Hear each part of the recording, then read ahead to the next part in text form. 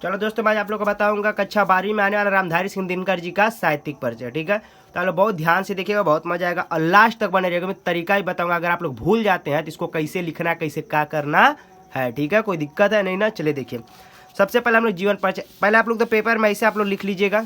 ठीक है, ठीक 2025 में आएगा ही आएगा। और आप लोग ये याद रखिएगा, हम लोग को 80 शब्द में लिखना रहता है।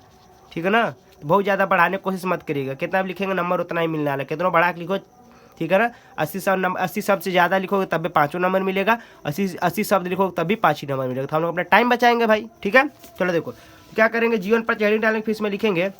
याद है, रुके रहना, मैं तरीका बताऊंगा जरूर आप लोग को। ठीक है, रामधारी सिंह दिनकर जी का जन्म सन 1908 ईस्वी में हुआ था। इनकी माता का नाम मंडू देवी तथा पिता का नाम रवि सिंह था। 1974 में इनकी मृत्यु हो गई थी। ठीक है, इतना हम लोग लिख लेंगे। अब इसके बाद हम लोग ज़्यादा नहीं लिखना है भाई। पहली बात तो जीवन परिचय में ज़्यादा लिखना ही नहीं है। क्यों? क्योंकि हम लोग को खाली 80 शब्द में लिखना है। अच्छा, जीवन परिचय हम लोग लिखते हैं क्यों? कहने डायरेक्ट साहित्य परिचय लिख दिए। क्यों? क्योंकि जब जिसका जन्म हुआ रहेगा वह ना साहित्य में अपना योगदान देगा जी। बताओ, जब जन्मे नहीं हुआ रहेगा तो साहित्य में अपना योगदान कैसे देगा? बात सही है कि नहीं सही है? इसलिए थोड़ा जीवन परिचय में लिखना पड़ता है। ठीक है, और 80 शब्द में लिखना है, इसलिए जीवन परिचय में बस ना जन्म, माता पिता का नाम, मृत्यु, यही लिखते हैं। ठीक है, क्योंकि 80 शब्द में लिखना है, ध्यान रखिएगा।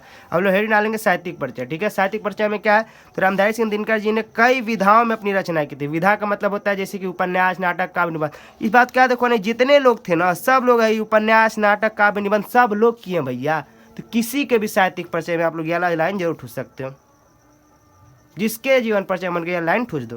ठीक है, उपन्यास, नाटक, काव्य, निबंध, आलोचक सभी लोग ने किया था। ठीक है, कोई दिक्कत नहीं है। तो ये फोकट का लाइन बन जाएगा, किसी के भी जीवन साहित्यिक परिचय में जोड़ दोगे। ठीक है ना, कोई दिक्कत नहीं है। ठीक है, ठीक।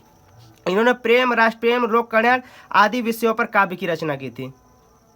ठीक है ना, जो रामधारी सिंह दिनकर जी हैं, आदि सब क्या किए थे? राष्ट्र प्रेम, लोक कल्याण के लिए रचना पे काव्य किए थे। ठीक है, अब देखो, रामधारी सिंह दिनकर जी को उर्वशी के लिए ज्ञानपीठ पुरस्कार से सम्मानित किया गया था।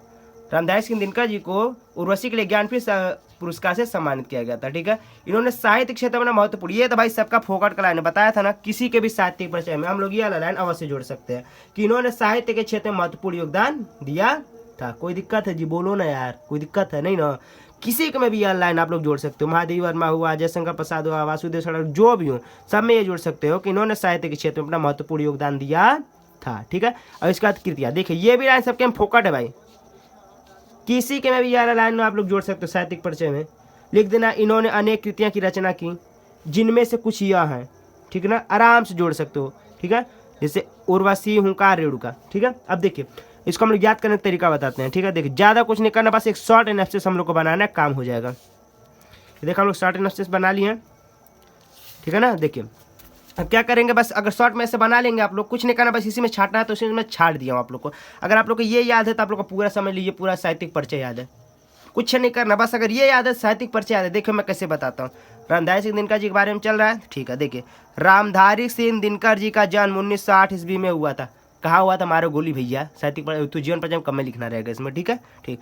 तो रामधारी सिंह दिनकर जी का जन्म 1908 ईस्वी में हुआ था। रामधारी सिंह दिनकर जी के माता का नाम मंडू देवी तथा पिता का नाम रवि सिंह था। है कि नहीं? ये बोलो, याद हुआ इतना? ठीक। फिर लिखो रामधारी सिंह दिनकर जी का जन्म मतलब मृत्यु 1974 ईस्वी में होगा। इतना याद हुआ कि नहीं हुआ? अभी साहित्यिक वाला पार्ट आ गया, क्या लिखोगे? रामधारी सिंह दिनकर जी ने उपन्यास, नाटक, काव्य, निबंध प्रकार की रचनाएं की थी। इस सबके में लाइन ठूस सकते हो, बोले थे कि नहीं बोले थे? तो याद कैसे? अगर रामधारी सिंह दिनकर जी, बस इतना ही जोड़ना है जी, रामधारी सिंह दिनकर।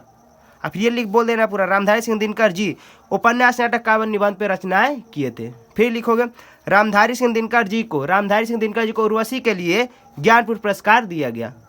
रामधारी सिंह दिनकर को उर्वशी के लिए ज्ञानपीठ पुरस्कार से सम्मानित किया गया था। ठीक है, फिर सबसे वही वाला मोस्ट इंपॉर्टेंट है, सब में जोड़ देना कि इन्होंने साहित्य के क्षेत्र में महत्वपूर्ण योगदान दिया था। ठीक है, और फिर उसके बाद रचनाएं लिख देना कि निम्नलिखित रचनाएं इन्होंने की थी। देखो, ठीक है ना, अनेक प्रकार की कृतियाँ की थी। ठीक है, जिसमें क्या क्या? उर्वशी, हुंकार, रेणुका। बोलो यार, मस्त तरीका था। बस अगर इस शॉर्ट वाला आप लोग को याद है, एकदम खतरनाक याद हो जाएगा जी, कुछ उतना बड़ा याद करने की जरूरत नहीं है। पहली बात तो 80 शब्द में लिखना है, इतना सबको पता है, और 80 शब्द से ज़्यादा ही हो जाएगा, जितना है ना 80 शब्द से ज़्यादा ही हो जाएगा। ठीक है ना, तो आप लोग याद है 80 शब्द लिखेंगे तब भी 5 ही नंबर मिलेगा, 80 शब्द से ज़्यादा लिखेंगे तभी 5 ही नंबर। तो हम लोग अपना टाइम बचाएंगे। ठीक है, कोई दिक्कत है? आई थिंक आप लोग को समझ में आ गया होगा। तो लाइक कर दीजिए, शेयर कर दीजिए और सब्सक्राइब भी कर दीजिए। वो तो बोलना ही भूल जा रहे हैं यार हम तो।